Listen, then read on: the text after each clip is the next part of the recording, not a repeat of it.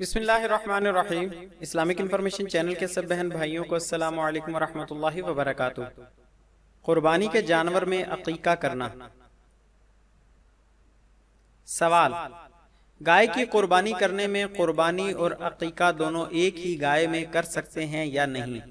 اگر کر سکتے ہیں تو اس کی صورت کیا ہوگی؟ تفصیل کے ساتھ جواب عنایت فرمائیں۔ جواب: قربانی کے بڑے جانور یعنی گائے، بیل اور اونٹ وغیرہ میں عقیقہ کا حصہ ڈالا جا سکتا ہے، اس لیے کہ قربانی صحیح ہونے کے لیے شرط اللہ کی رضا و خوشنودگی و قربت کے حصول کی نیت کرنا ہے، اور عقیقہ کا شرعی حکم پورا کرنے والے کا مقصد بھی قربت الہی ہوتا ہے۔